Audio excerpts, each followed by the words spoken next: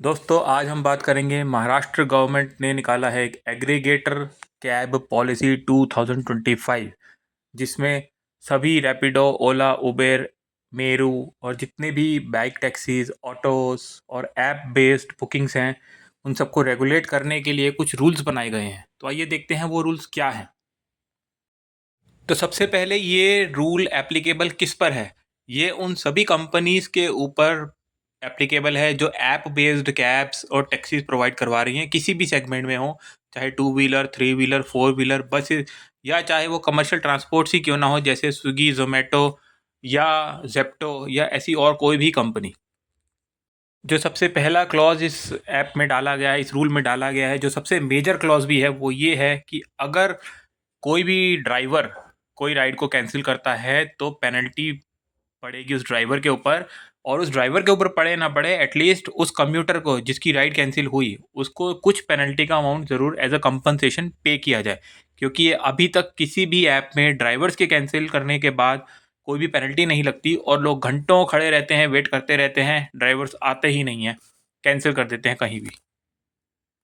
दोस्तों अभी तक लगभग सभी प्लेटफॉर्म्स पर, सभी ऐप्स पर एक ही सिस्टम था कि अगर कैंसिलेशन हो रहा है तो या तो पैसेंजर्स के ऊपर ही कैंसिलेशन का चार्ज आ रहा था, या फिर अगर ड्राइवर कैंसिल भी कर रहा है तो प्लेटफॉर्म जो ऐप है वो खुद ही उसको पेमेंट कर देते थे या इग्नोर कर दिया जाता था। उसके बाद आप सपोर्ट सिस्टम में भागते रहो, कहीं कोई सुनवाई नहीं है।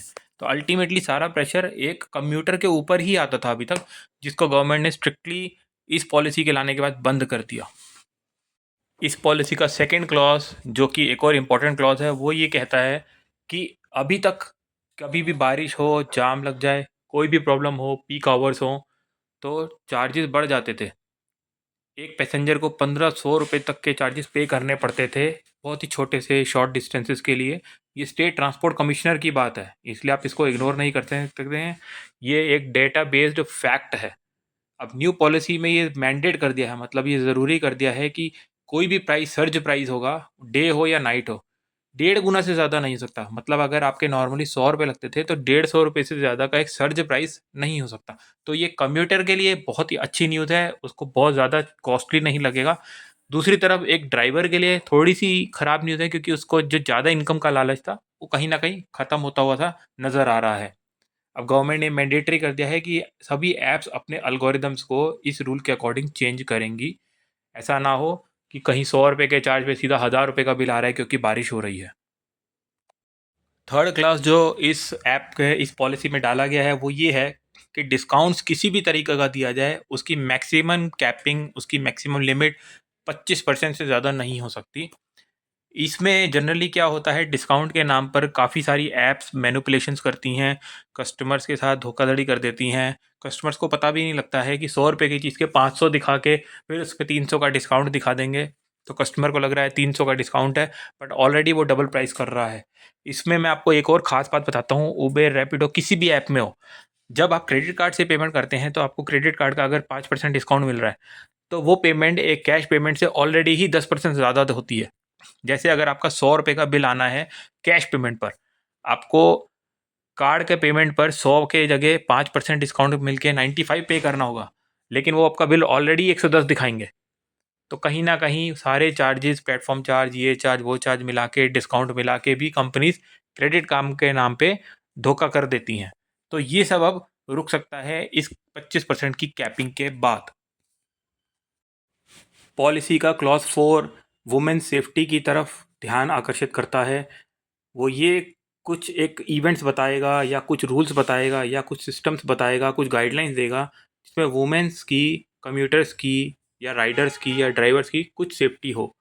जैसे कोई गाइडलाइंस हो सकती हैं कि डूज़ एंड डोंट्स क्या क्या होंगे ऐप्स के अंदर।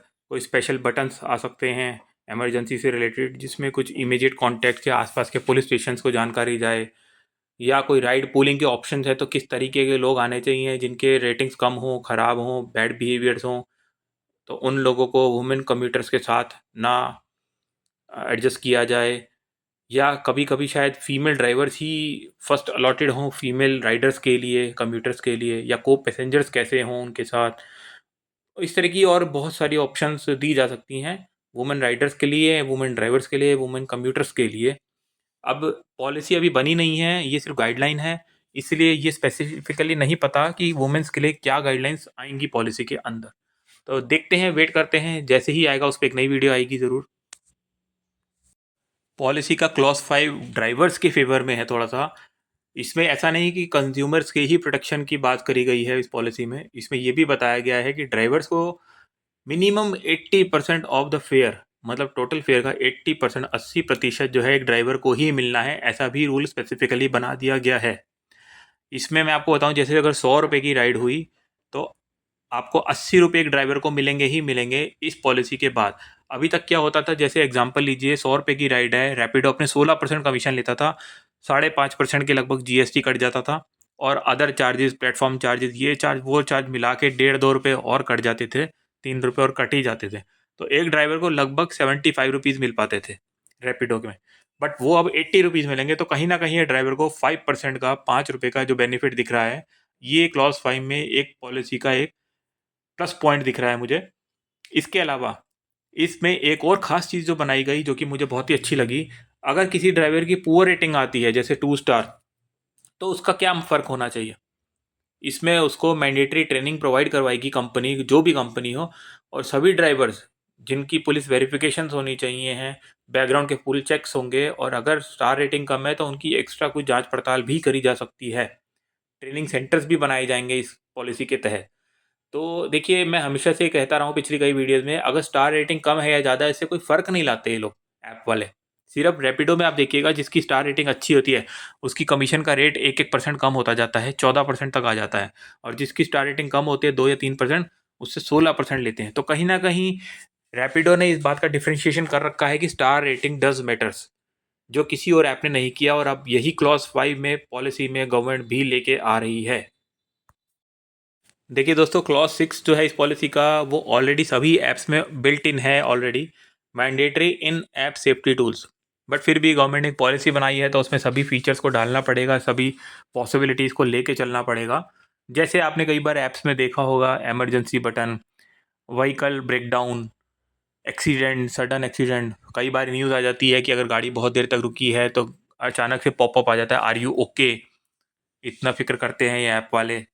तो इस तरह के बिल्ट इन फीचर्स एआई से बहुत सारे ऑलरेडी हैं, तो इससे कोई ऐसा फ़र्क नहीं पड़ रहा है। बट मे बी जब फाइनल हो पॉलिसी तो शायद कुछ एक्स्ट्रा फीचर इसमें ऐड ऑन हो ही जाए। जैसे मुझे लगता है कि जीपीएस बेस्ड ही है जब ऐप, तो नियरेस्ट पुलिस स्टेशन में इमीडिएट इन्फॉर्मेशन जानी चाहिए, ऑटोमेटिक होना चाहिए, ये किसी के कहने से नहीं होना चाहिए।